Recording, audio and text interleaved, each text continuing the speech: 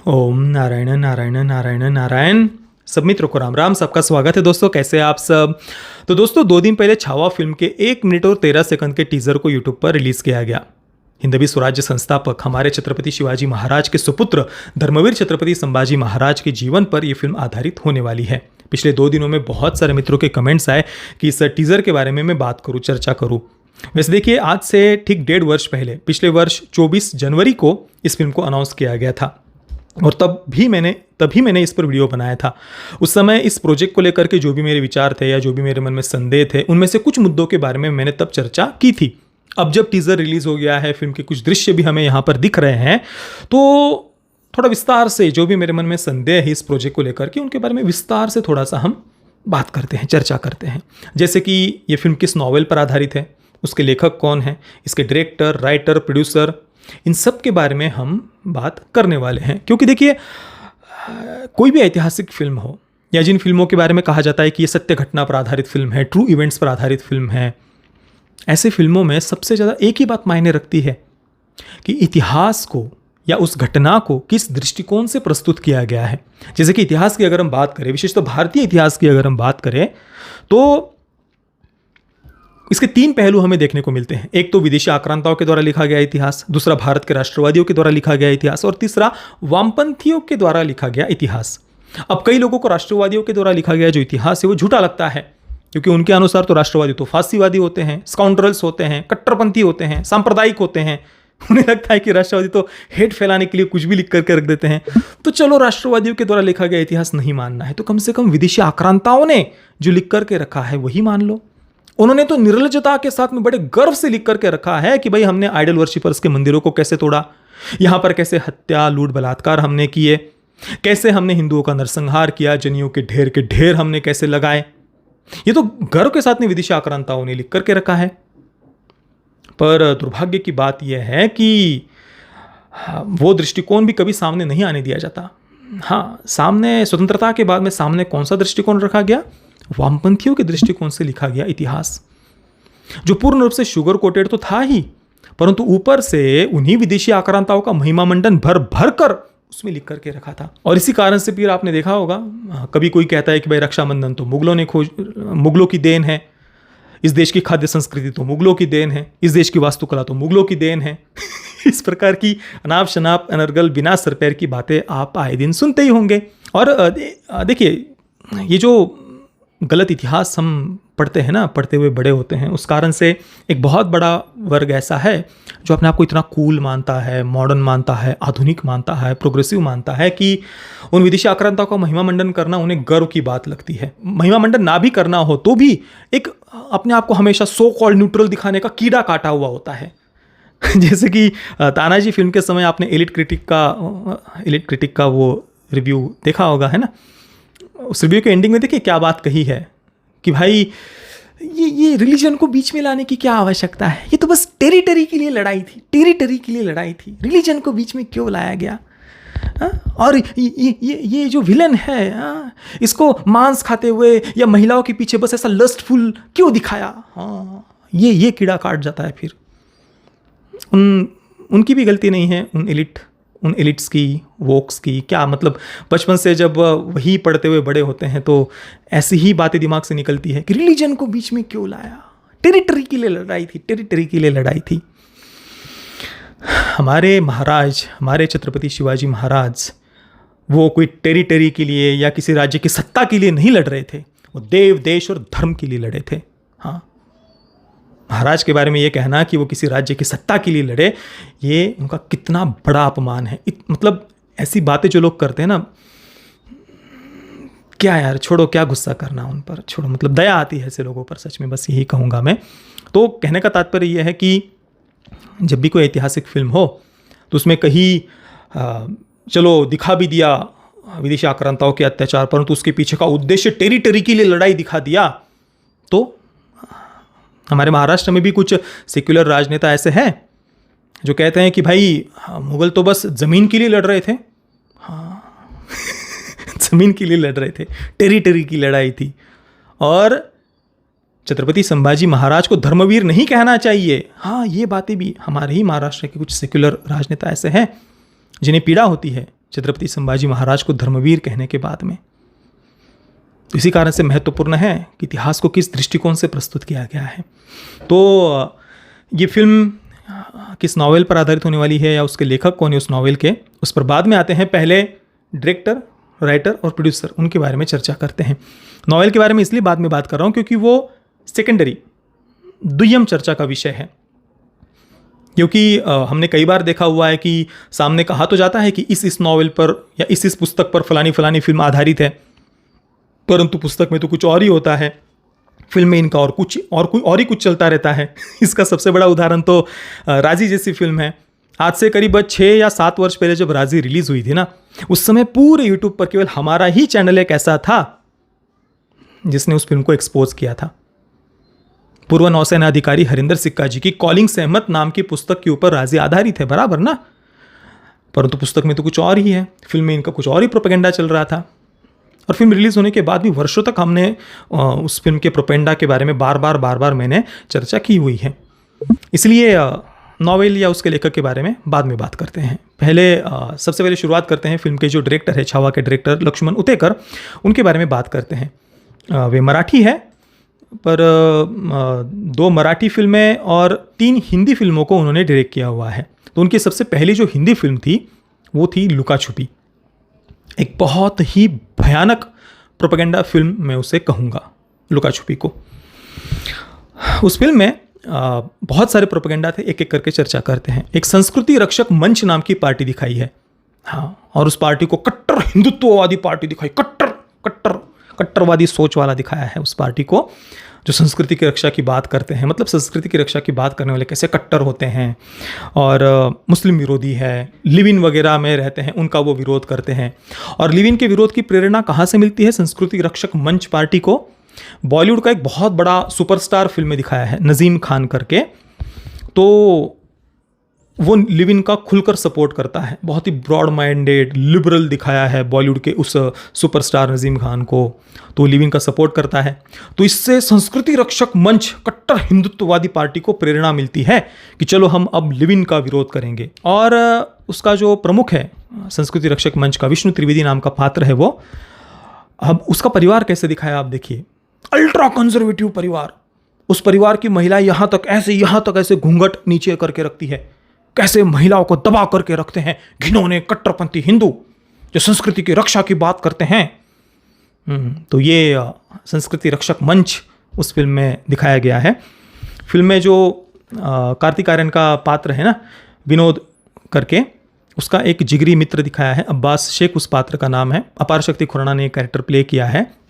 अब ये अब्बास शेख जब इस पार्टी से संस्कृति रक्षक मंच के ऑफिस में जब वो मिलने के लिए जाते हैं, तो ये संस्कृति रक्षक मंच कट्टर हिंदुत्ववादी पार्टी का जो प्रमुख है वो इतना घिनौना, इंटॉलरेंट, असहिष्णु होता है, इतना सांप्रदायिक होता है कि वो हाथ भी नहीं मिलाता।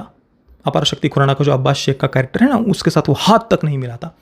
परंतु अब्बास शेख को एक बहुत ही ब्रॉड माइंडेड, लिबरल, खुली सोच वाला उसे दिखाया है। ये सब बातें तो है ही, इसके साथ में ही फिल्म में लिव इन को भी उन्होंने प्रमोट, वही मेन उद्देश्य था, लिव इन रिलेशनशिप को उनको प्रमोट करना था कि हमें सेक्सुअल लिबरेशन चाहिए भाई, हाँ। और दुख की बात यह कि चलो, मैंने उस समय भी कहा था लुका छुपी का रिव्यू, ये सब बातें मैंने लुका छुपी के रिव्यू में भी उस समय बताई थी, आज से 5-6 वर्ष पहले। उस समय भी मैंने कहा था भाई जिस भी विषय को प्रमोट करना है करो यार, जो भी करना है करो, हमारे संतों को और हमारे ईश्वर को छोड़ दो यार।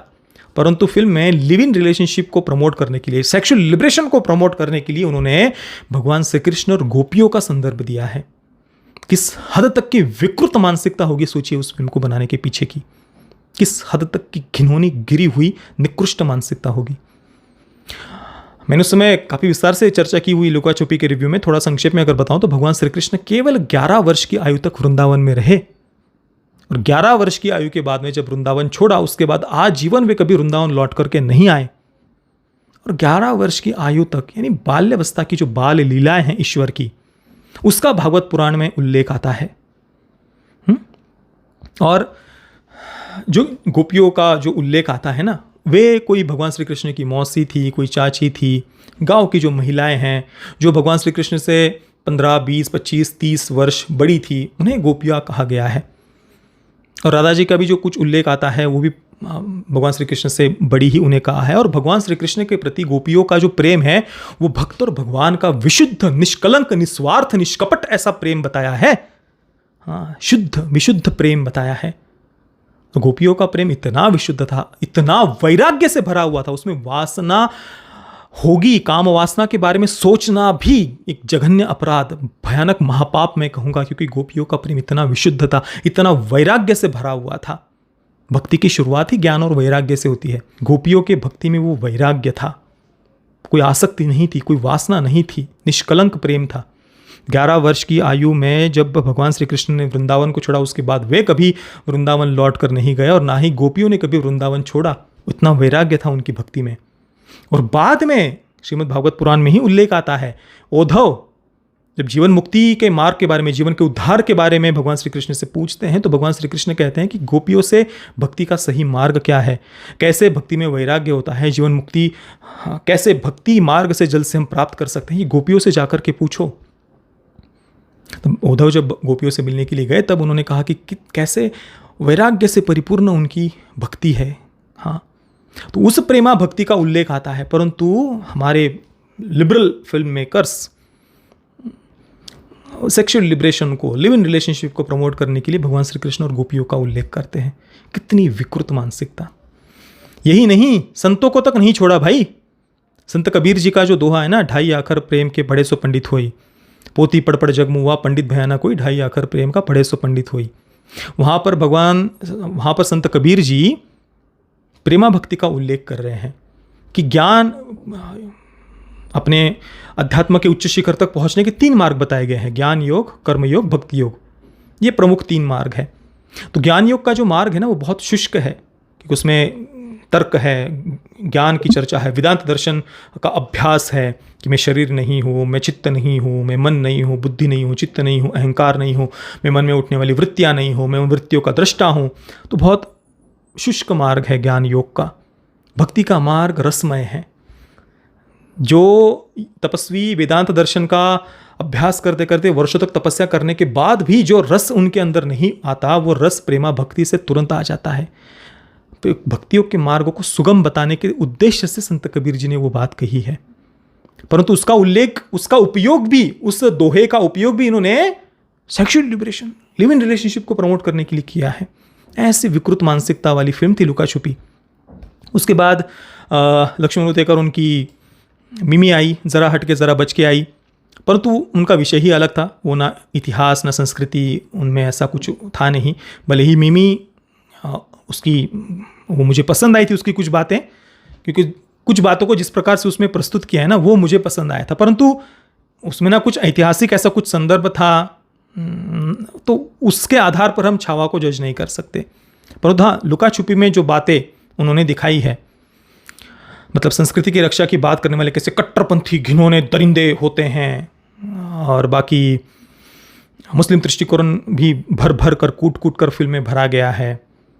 लिव इन वगैरह को जस्टिफाई करने के लिए भगवान श्री कृष्ण और गोपियों का उल्लेख देना वगैरह, ये सब जो बातें हैं ना, बहुत ही ज़्यादा विकृत मानसिकता मैं कहूँगा।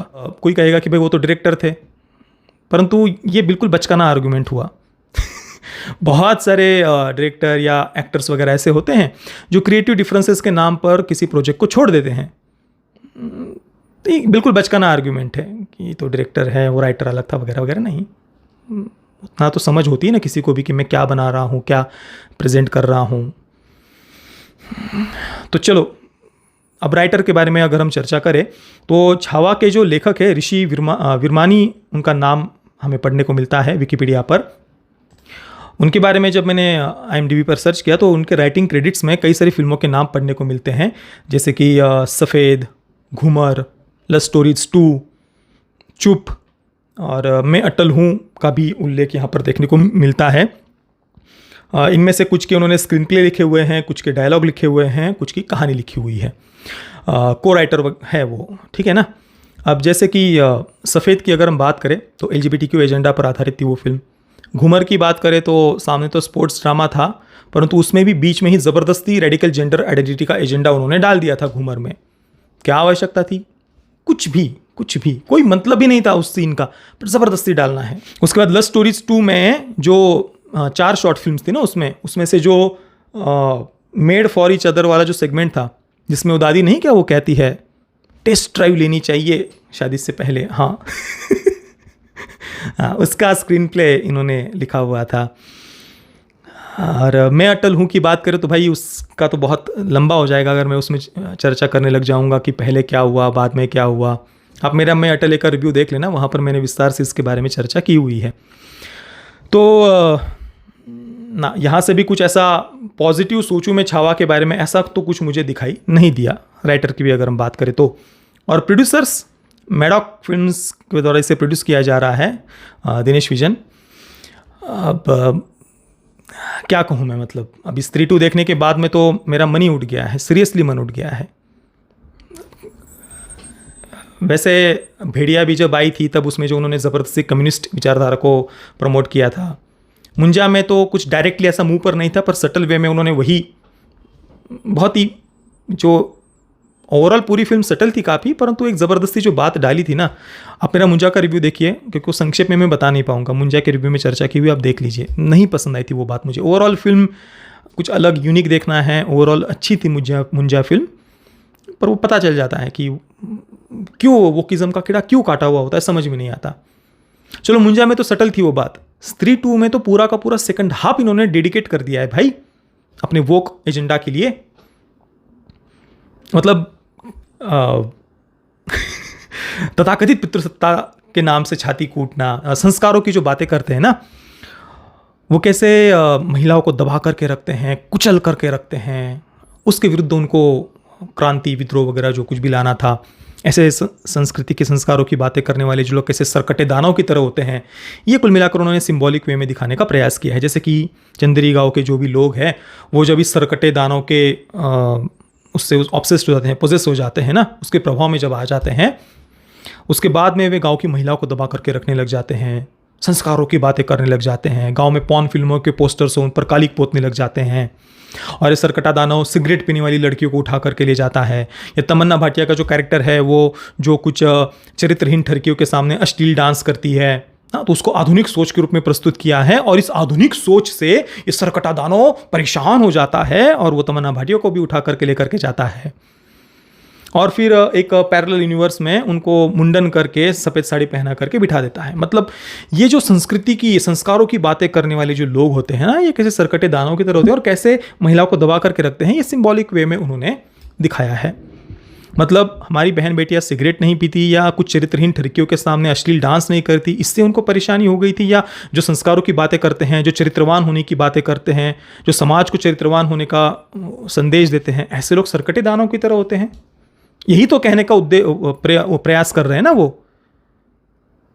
मतलब क्या ये थीम डाले बगैर फिल्म हॉरर कॉमेडी नहीं बन सकती थी? जबरदस्ती का एक्टिविज्म डालना आवश्यक था, और कोई सटल नहीं, फिल्म का मेन विषय ही यही था, यही वो कहने का प्रयास कर रहे थे।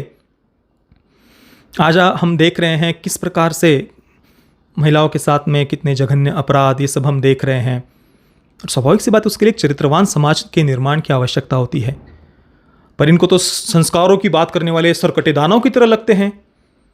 सेक्सुअल फैंटेसीज के पीछे भागना है, बच्चों को, युवाओं को बार बार बार बार उनके दिमाग पर हैमर करेंगे, सेक्सुअल फैंटेसीज के पीछे भागो, सेक्सुअल फैंटेसीज के पीछे भागो, और विकृत विकृत सेक्सुअल फैंटेसीज को प्रमोट करने वाली फिल्में बनाएंगे। पर संस्कारों की बात करने वाले लोग इनको दरिंदे लगते हैं, सरकटे दानों की तरह लगते हैं। और फिर कहेंगे कि बच्चों को तो हमने सही से बड़ा नहीं किया, बच्चों को तो अच्छे संस्कार नहीं दिए। भाई संस्कारों की बात करने वाले तो तुमको दरिंदे लगते हैं, सरकटे दानों के वाले तरह लगते हैं। और सेक्सुअल लिबरेशन तो तुम्हारा सब सारी फिल्मों का मुख्य उद्देश्य ही सेक्सुअल लिबरेशन होता है। तो क्या कहा जाए, ऐसे प्रोड्यूसर पर मुझे तो विश्वास नहीं है भाई। ठीक है, देखिए मैं फिर से कह रहा हूं, फिल्म अच्छी होगी तो बिना किसी संदेह के मैं फिल्म को प्रमोट करूंगा, पर अभी जब इतनी सारी नकारात्मक बातें दिख रही हो तब भी अगर मैं फिल्म को अच्छा कहूं तो ये मैं अपनी अंतरात्मा के साथ धोखा कर रहा हूं, छल कर रहा हूं, ऐसा हो जाएगा, और वो मैं कर नहीं सकता। ठीक है ना, ये तो आपके साथ भी धोखा हुआ ना। अगर मुझे दिख रहा है ये सब बातें और फिर भी मैं अगर बस कहीं पर कुछ टीजर में बस ज़बरदस्ती से कुछ चिल्ला चोट दिखा दी, हर हर महादेव का नारा लगा दिया, तो हम बस भोंदुओं की तरह, भगतड़े की तरह हा हा हा हा हा हा करके उछल कूद मचाने लग जाए, तो ये तो मूर्खता हुई ना भाई। मूर्खता को भक्ति नहीं कहते हैं, मूर्खता को अध्यात्म नहीं कहते हैं। इतनी तो सोच होनी चाहिए ना। और इसी कारण से वामपंथी अपना प्रोपेगेंडा फैलाने में सफल हो जाते हैं, क्योंकि वो बहुत सटल वे में अपना प्रोपेगेंडा स्प्रेड करते हैं।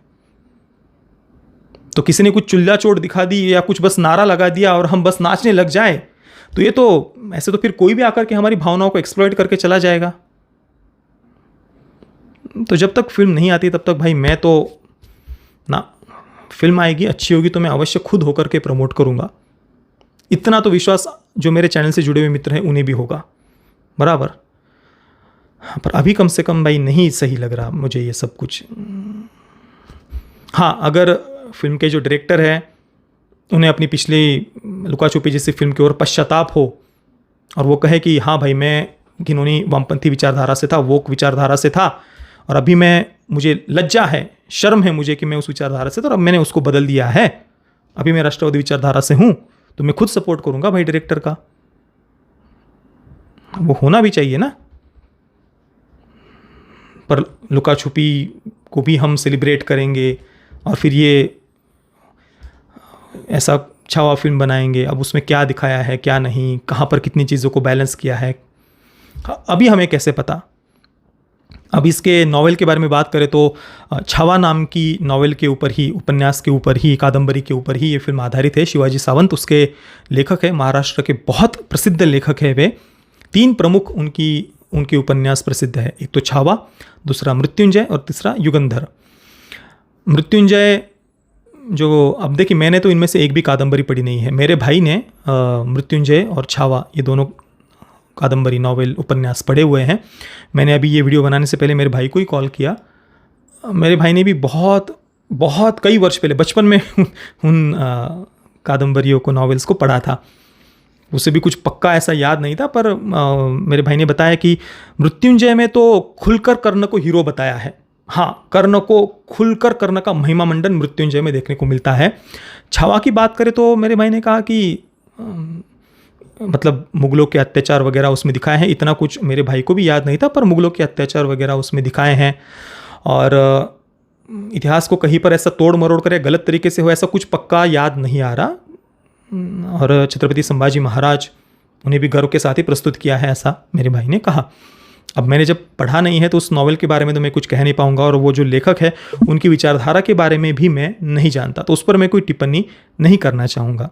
और इसी कारण से मैंने शुरुआत में कहा कि नॉवेल भले ही या पुस्तक भले ही अच्छा हो या जो भी उसकी विचारधारा हो, फिल्म मेकर्स कैसे प्रस्तुत करते हैं उस विषय को, वही बात मायने रखती है। इसी कारण से मैंने राजी का भी उदाहरण दिया शुरुआत में, ठीक है ना। तो जब तक फिल्म रिलीज़ नहीं होती तब तक तो ना, मेरे मन में कुछ ऐसा सकारात्मक विचार आए ये संभव नहीं है, वो ना गलत होगा।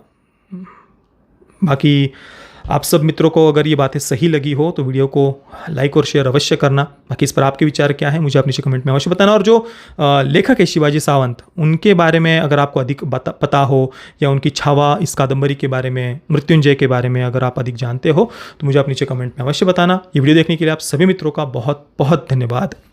जय श्री राम, वंदे मातरम।